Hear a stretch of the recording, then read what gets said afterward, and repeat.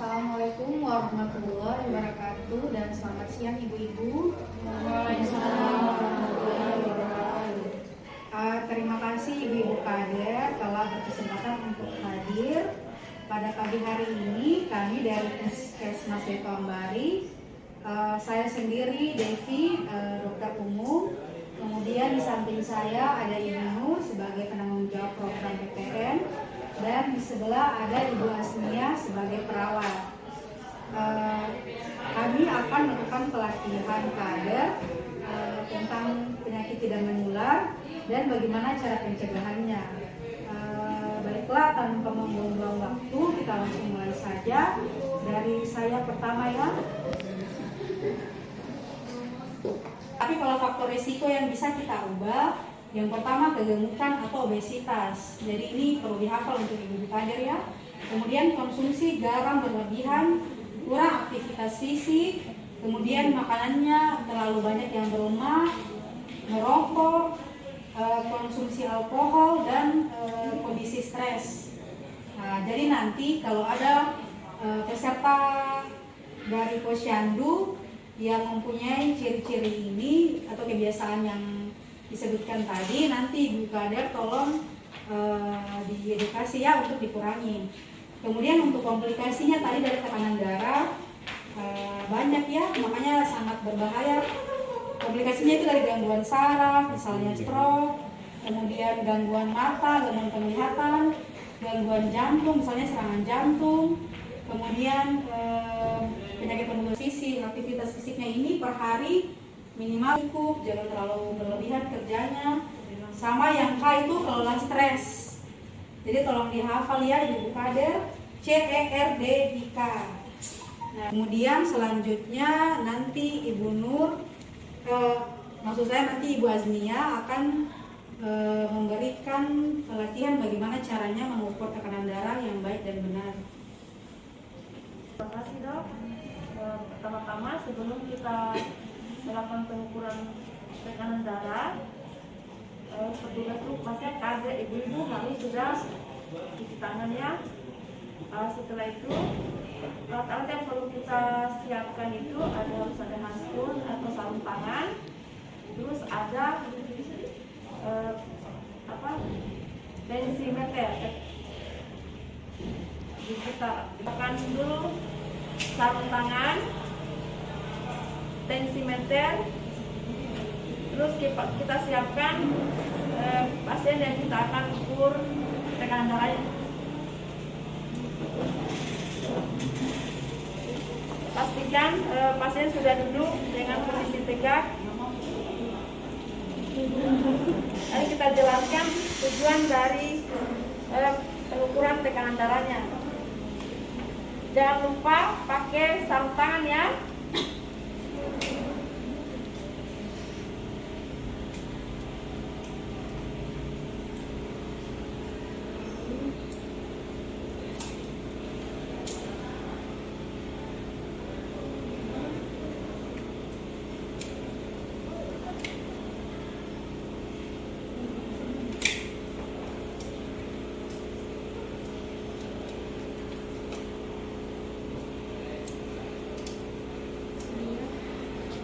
Kita harus siapkan lengan yang akan kita pasang manset dengan posisi menghadap.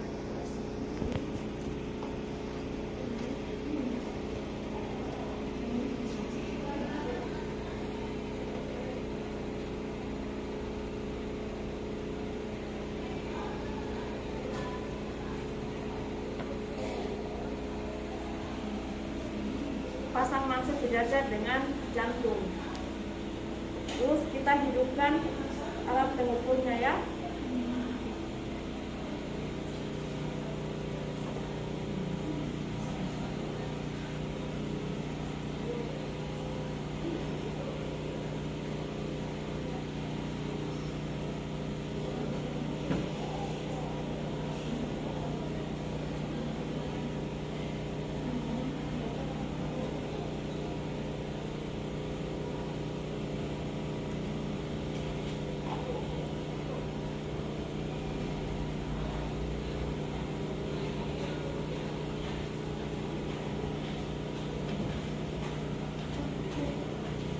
Jangan lupa baca hasil dari pengukurannya. Jadi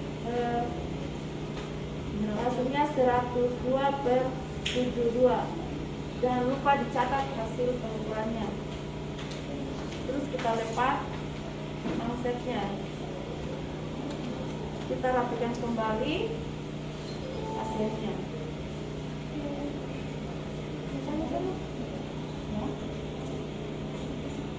Jadi begitu ya Ibu Kader ya. Kurang lebihnya seperti itulah yang kita harus siapkan untuk pengukuran tekanan darah. Dan terakhir itu ya, kalau misalnya tensi saya tidak pakai, dilepas saja baterainya.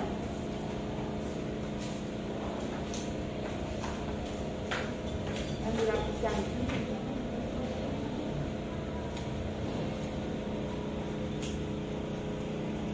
Ya, itu tadi cara pengukuran tekanan darah. Nanti para kader diharapkan bisa juga ya mengukur tekanan darah yang baik dan benar. Kemudian selanjutnya Ibu Nur akan memberikan penjelasan tentang aplikasi ASIK. Ya. Waalaikumsalam warahmatullahi wabarakatuh. Bagaimana ibu-ibu masih sehat? Alhamdulillah. Sekarang kita masuk di materi ketiga, yaitu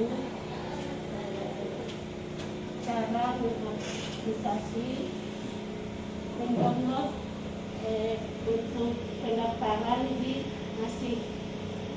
Pertama-tama yaitu ibu ada HP Androidnya? Ada. Sekarang kita coba download aplikasi ASIK.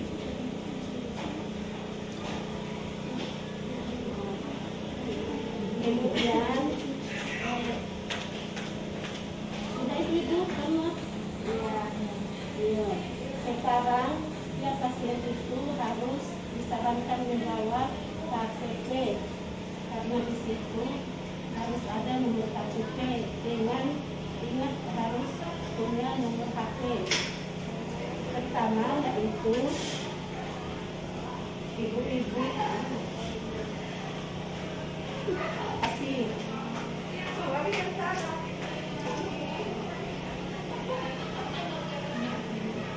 Pertama kita masukkan nomor NIK-nya.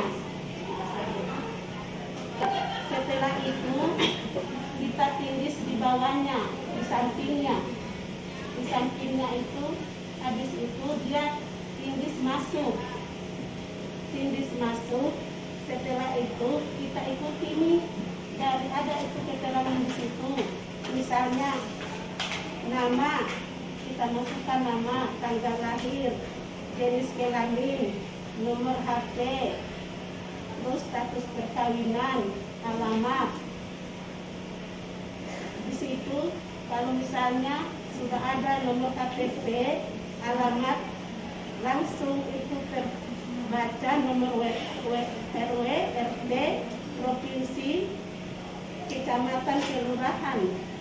Terus kedua kita masuk lagi, kita ikuti saja itu aplikasi. Habis itu di situ ada riwayat penyakit keluarga. Riwayat penyakit keluarga ini tanya apakah ibu, orang tuanya, orang tua atau bapak ibu, kalau misalnya keluarga kayak sepupu apa mungkin tidak masuk di riwayat penyakit keluarga itu. Kita tanya apakah ibu keluarganya ada yang dia DM. Kalau misalnya dia sebut ya, kita klik ya. Kalau dia sebut tidak, kita klik tidak. Selanjutnya kita tanya ada di aplikasi.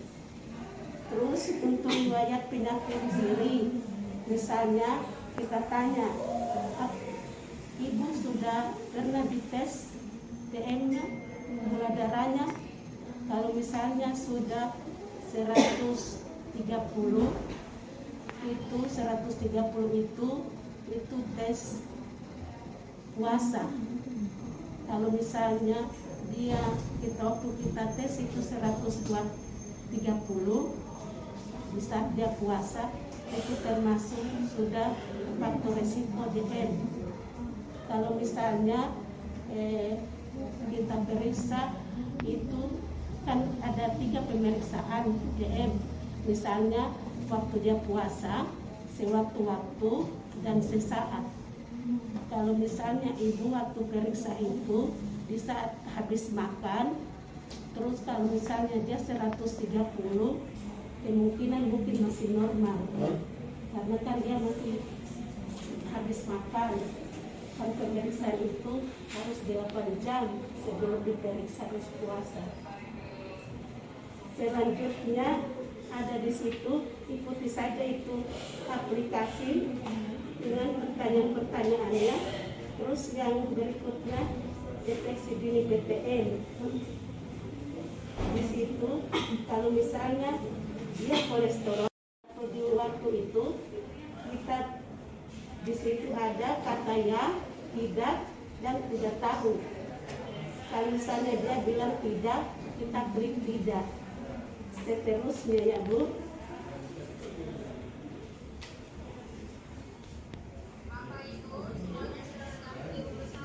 Ibu-ibu mungkin bisa kita ikuti ke aplikasi itu.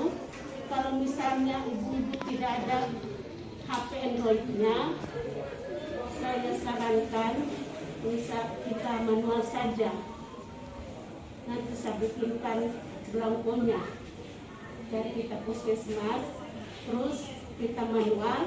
Kalau misalnya ibu-ibu juga tidak ada HP Android-nya, bisa kita pinjam HP-nya anak atau apa. Kalau misalnya kita sudah tahu di aplikasi, kalau misalnya belum tahu juga, kita bawa saja di puskesmas, kasih sama program PTN, nanti kita yang input. Nanti saya kasih belangko belangko untuk manualnya.